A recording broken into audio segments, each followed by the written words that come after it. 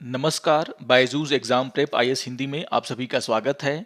और आज हम 3 फरवरी के प्रमुख समाचारों पर आधारित कुछ प्रश्नों पर चर्चा करने वाले हैं। तो आइए शुरू करते हैं आज का डेली क्विज। यहाँ पर क्वेश्चन नंबर 1 है, परिसीमन आयोग के संबंध में निम्नलिखित कथनों पर विचार कीजिए। और यहाँ पर आपको 3 कथन दिए गए हैं और आपसे पूछा जा रहा है कि सही विकल्प का चयन कीजिए। यहाँ पर पहला कथन है, परिसीमन आयोग संसद के अधिनियम द्वारा स्थापित एक उच्च स्तरीय निकाय है। तो यहाँ पर चर्चा हो रही है परिसीमन आयोग की, और आप सभी को ध्यान में रखना है कि परिसीमन विधानसभा या लोकसभा क्षेत्र की सीमाओं का पुनर्निर्धारण है। यह किसी राज्य, केंद्र शासित प्रदेश या राष्ट्रीय स्तर पर जनसंख्या में जो परिवर्तन होते हैं उसको दर्शाने के लिए किया जाता है। और आपको यह भी ध्यान में रखना है कि प्रत्येक जनगणना के बाद भारत की संसद के द्वारा संविधान के अनुच्छेद 82 के तहत एक परिसीमन अधिनियम लागू किया जाता है।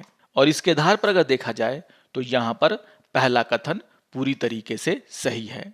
आइए देख लेते हैं दूसरे कथन को। दूसरा कथन है, इस आयोग की नियुक्ति भारत के राष्ट्रपति द्वारा की जाती है। तो यहाँ पर दूसरा कथन भी पूरी तरीके से सही है। आपको ध्यान में रखना है कि परिसीमन अधिनियम के लागू होने के बाद राष्ट्रपति के द्वारा परिसीमन आयोग की नियुक्ति की जाती है और यह संस्था निर्वाचन आयोग के साथ मिलकर के काम करता है। तो यहाँ पर जो दूसरा कथन है वो भी सही है। आइए देख लेते हैं तीसरे कथन को। तीसरा कथन है, यह भारत के चुनाव आयोग के साथ मिलकर के कार्य करता है। तो हमने अभी अभी देखा कि यह संस्था भारत के चुनाव आयोग के साथ मिलकर के कार्य करता है, यानी कि यहाँ पर जो तीसरा कथन है वो भी सही है। और इसके आधार पर क्वेश्चन नंबर 1 का आंसर होगा आपका ऑप्शन नंबर डी। यहाँ पर तीनों के तीनों कथन सही हैं। तो बहुत ही महत्वपूर्ण क्वेश्चन है, इसको आप लोग जरूर रिवाइज कर लेंगे। इससे जुड़ा हुआ एक न्यूज आज के द हिंदू समाचार पत्र में आया है, जिसका शीर्षक है, Jammu and Kashmir delimitation commission likely to get another extension. तो यहाँ पर यह जानकारी दी गई है कि जम्मू और कश्मीर डीलिमिटेशन कमीशन का जो कार्यकाल है उसे बढ़ाया जा सकता है। आपको ध्यान में रखना है कि 6 मार्च 2020 को जम्मू और कश्मीर के लिए परिसीमन आयोग का गठन किया गया था और यहाँ पर इसके कार्यकाल को भी बढ़ाने को लेकर के चर्चा हो रही है। आइए अब क्वेश्चन नंबर 2 पर चर्चा कर लेते हैं। क्वेश्चन नंबर 2 है, भारत में निम्नलिखित में से कौन रामसार स्थल हैं?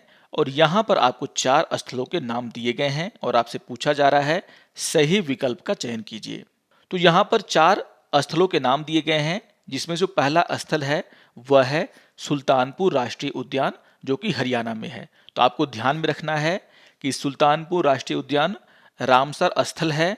अगर हम दूसरे स्थल को देखें तो यहाँ पर नाम लिखा हुआ है सुंदरबन आर्द्रभूमि, जो कि पश्चिम बंगाल में है।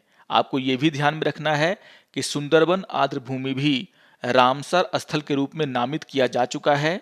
अगर हम तीसरे स्थल को देखें तो यहाँ पर नाम है तोस्यो मोरोरी झील का, जो कि लद्दाख में है। और आपको ये भी ध्यान में रखना है कि ये भी एक रामसार स्थल है। उसी तरीके से समसपुर पक्षी अभ्यारण्य, जो कि उत्तर प्रदेश में है, वो भी रामसार स्थल के रूप में नामित है। यानी कि यहाँ पर जो चारों स्थल हैं वह रामसार स्थल के रूप में नामित हैं और इसीलिए क्वेश्चन नंबर 2 का आंसर होगा आपका ऑप्शन नंबर डी। यहाँ पर सारे स्थल रामसार स्थल हैं। इससे जुड़ा हुआ एक बहुत ही महत्वपूर्ण समाचार आज के द इंडियन एक्सप्रेस और द हिंदू में आया है। आप सभी को ध्यान में रखना है कि गुजरात में जामनगर के पास खिजड़िया पक्षी अभ्यारण्य और उत्तर प्रदेश में बखिरा वन्यजीव अभ्यारण्य को रामसार स्थल के रूप में नामित किया गया है। और इसके बाद से भारत में कुल रामसार स्थलों की संख्या 48 हो गई है। तो यह न्यूज़ बहुत ही इंपॉर्टेंट है और इसी को आधार बना करके यह क्वेश्चन आपके सामने रखा गया था। तो जो महत्वपूर्ण रामसार स्थल हैं उनके नामों को आप जरूर याद कर लेंगे। और इस वर्ष जिन स्थलों को रामसार स्थल के रूप में नामित किया गया है वो आपके एग्जाम के लिए बहुत ही महत्वपूर्ण है। इसके साथ साथ अब पिछले कुछ वर्षों में जिन स्थलों को रामसार स्थल के रूप में नामित किया गया है उनके नाम को भी ध्यान रखेंगे, क्योंकि आपसे एग्जाम में उनके नाम को भी पूछा जा सकता है। आइए अब क्वेश्चन नंबर 3 पर चर्चा कर लेते हैं। क्वेश्चन नंबर 3 है, सिंधु जल संधि 1960 के अनुसार निम्नलिखित में से कौन सी नदियां भारत के हिस्से में आई या फिर आवंटित की गई थी? और यहाँ पर आपको 6 नदियों के नाम दिए गए हैं। तो आपको ध्यान में रखना है कि यहाँ पर चर्चा हो रही है सिंधु जल संधि की, जो कि 1960 में किया गया था। और यहाँ पर इस संधि के अनुसार 3 पूर्वी नदियां यानी कि रावी, व्यास और सतलुज के पानी पर भारत को पूरा हक दिया गया था, और बची हुई जो 3 पश्चिमी नदियां हैं यानी कि झेलम, चिनाब और सिंधु के पानी के बहाव को बाधा रहित पाकिस्तान को देना तय हुआ था। और इसके आधार पर अगर देखा जाए तो यहाँ पर क्वेश्चन नंबर 3 का आंसर होगा आपका ऑप्शन नंबर बी, यानी कि रावी, सतलज और व्यास नदियों का पानी भारत के हिस्से में आया था। तो ध्यान रखिएगा, क्वेश्चन नंबर 3 का आंसर है आपका ऑप्शन नंबर बी, यानी कि 2, 3 और 6। नदियों को याद रखना बहुत ही जरूरी है, कौन कौन सी नदियां भारत के हिस्से में और कौन कौन सी नदियां पाकिस्तान के हिस्से में गई हैं। इससे बार बार क्वेश्चन पूछा जाता है। इससे जुड़ा हुआ एक न्यूज आज के द हिंदू समाचार पत्र में आया है, जिसका शीर्षक है annual meeting on Indus water treaty due.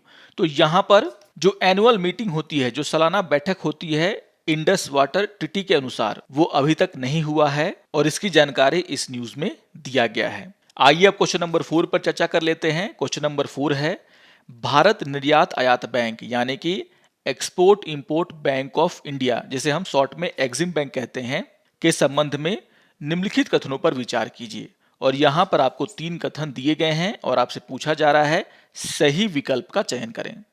यहां पर पहला कथन है इस संगठन की स्थापना 1982 में export import bank of India act 1981 के तहत निर्यात ऋण के संरक्षक के रूप में की गई थी। तो यहां पर चर्चा हो रही है एक्सिम बैंक की, और आपको ध्यान में रखना है कि एक्सिम बैंक की स्थापना मार्च 1982 में किया गया था और इसको स्थापित करने के लिए एक अधिनियम पास किया गया था जिसका नाम है भारत निर्यात आयात बैंक अधिनियम 1981। और इस अधिनियम को भी सितंबर 1981 में पारित किया गया था, जिसके अनुसार 1982 में इस बैंक की स्थापना की गई। तो यहां पर जो पहला कथन है वह पूरी तरीके से सही है। आइए देख लेते हैं दूसरे कथन को। दूसरा कथन है एक्सिम बैंक का स्वामित्व संयुक्त रूप से भारत सरकार और आरबीआई के पास है। आपको ध्यान में रखना है कि एक्सिम बैंक भारत सरकार के पूर्ण स्वामित्व वाली विशिष्ट वित्तीय संस्था है। और इसके आधार पर अगर देखा जाए तो यहां पर दूसरा कथन गलत हो जाता है। आइए देख लेते हैं तीसरे कथन को। तीसरा कथन है यह भारतीय कंपनियों को उनके विदेशी संयुक्त उद्यमों या पूर्ण स्वामित्व वाली सहायता कंपनियों में इक्विटी निवेश के लिए सावधि ऋण प्रदान करता है। तो यहां पर जो तीसरा कथन है वह पूरी तरीके से सही है। अगर हम इसके उद्देश्यों की चर्चा करें तो इसका उद्देश्य निर्यातकों और आयातकों को वित्तीय सहायता प्रदान करना है और देश के अंतर्राष्ट्रीय व्यापार को बढ़ाना है। और इसके आधार पर अगर देखा जाए तो यहाँ पर तीसरा कथन बिल्कुल सही है, यानी कि क्वेश्चन नंबर 4 का आंसर होगा आपका ऑप्शन नंबर सी। यहाँ पर पहला और तीसरा कथन सही है। इससे जुड़ा हुआ एक न्यूज आज के द हिंदू समाचार पत्र में आया है, जिसका शीर्षक है India's EXIM bank Sri Lanka sign $500 million loan agreement. और इसी को आधार बना करके यह क्वेश्चन आपके सामने रखा गया था। आइए अब एक प्रीवियस ईयर क्वेश्चन पे चर्चा कर लेते हैं, जो कि 2020 में पूछा गया था। क्वेश्चन नंबर 5 है निम्नलिखित में से कौन सा कथन 19वीं शताब्दी के पूर्वार्ध में भारत पर औद्योगिक क्रांति के प्रवाह का सही व्याख्या करता है। और यहां पर आपको 4 कथन दिए गए हैं।